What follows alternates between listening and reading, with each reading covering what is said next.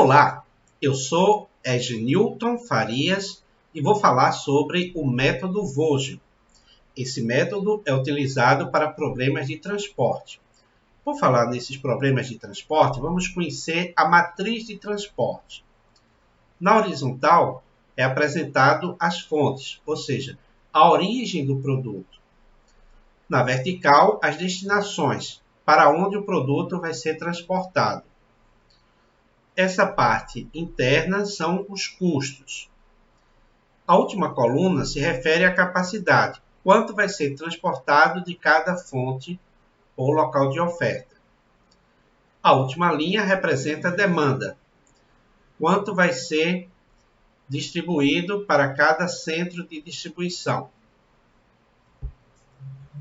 Então, os componentes da matriz, o F maiúsculo, fonte do produto, D maiúsculo, destino para o produto, o C, custo do transporte, o C minúsculo, capacidade de oferta e o D minúsculo, capacidade da demanda. Como é caracterizado esse método? Primeiramente, é feito o cálculo das diferenças entre os dois menores custos, tanto para as linhas como para as colunas. Identificada a linha ou coluna com a maior diferença, é selecionado dentro dela o menor custo e nele é colocado a maior quantidade possível de produtos para serem transportados.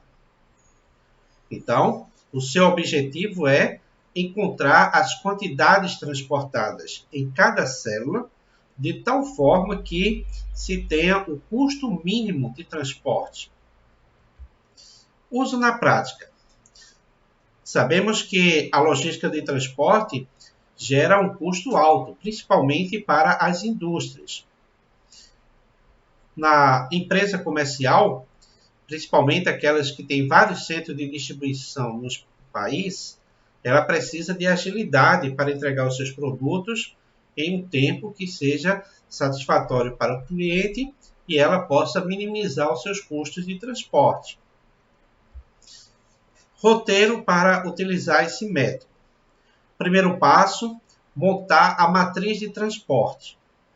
Depois, localizar os dois menores custos, tanto na linha como também na coluna. Calcular a diferença, essa diferença conhecida como penalidade. E encontrar na linha ou na coluna a que tiver a maior penalidade, tiver a maior diferença. Depois, escolher a com maior penalidade e colocar dentro da célula do menor custo a maior quantidade possível. Vai depositar nessa célula, identificada nesse passo 3, a que consiga zerar a linha ou zerar a coluna das quantidades.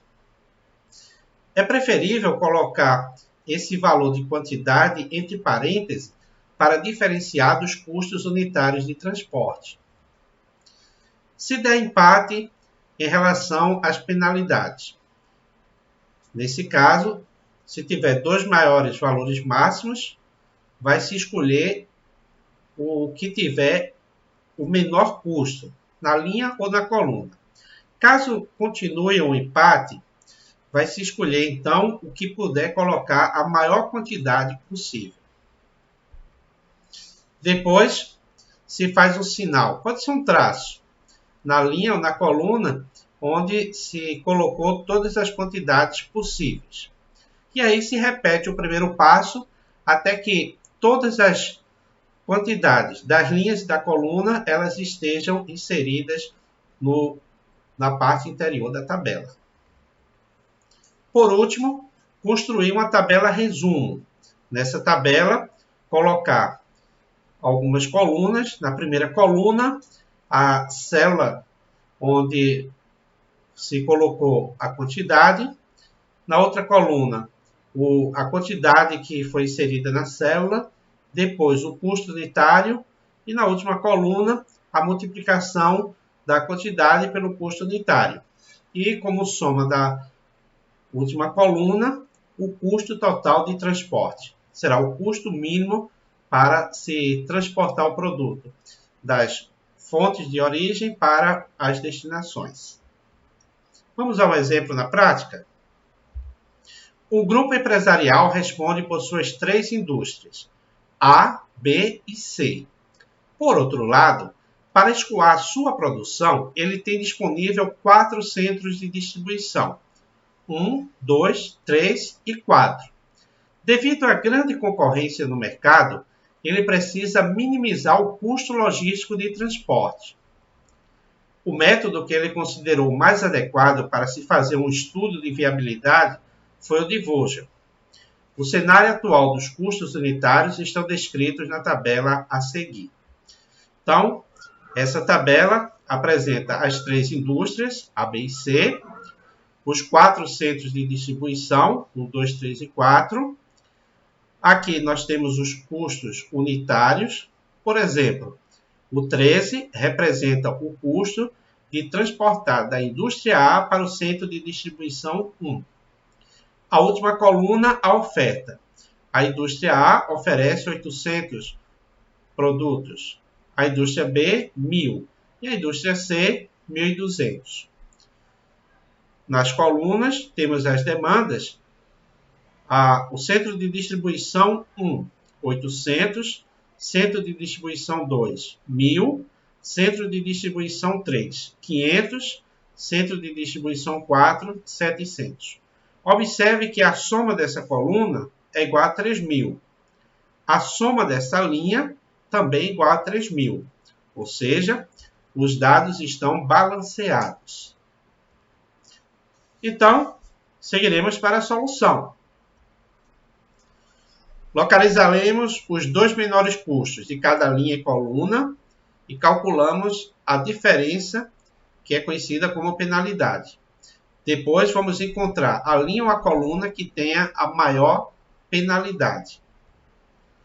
E por último, colocar onde tiver a maior penalidade, o menor custo.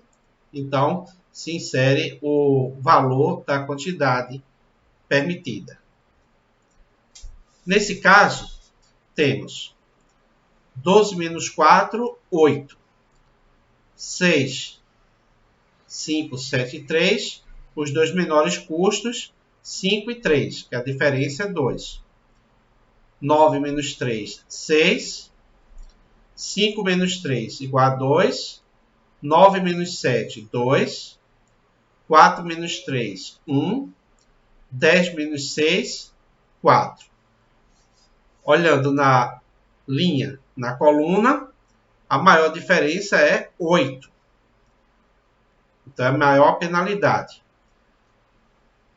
Conferindo ela, agora se observa, dentro dessa linha, o menor custo, 4. Então, vai se colocar nessa célula a maior quantidade possível. Observe que, nessa coluna, a maior quantidade possível é 500. Na linha, a maior quantidade possível é 800. Então, nesse caso, se coloca aqui o valor 500, que é o valor máximo possível. Feito esse passo, temos aí 500 e novamente fazemos a diferença. 5 menos 3 dá 2. 9 menos 7, 2. 10 menos 6, 4. 13 menos 12, 1. 6 menos 5, 1. 9 menos 3 dá 6. Então, a maior penalidade é 6. Logo, essa é a linha escolhida. A menor célula, 3. Então, aqui vai se colocar a maior quantidade possível. Temos 800 e 1.200. Então, o máximo permitido é 800. Se repetiu, então, o primeiro passo. E aí, colocou-se 800, colocou um traço onde não mais é possível colocar valor, faz novamente o uso do método. 9 menos 7, 2. 10 menos 6, 4.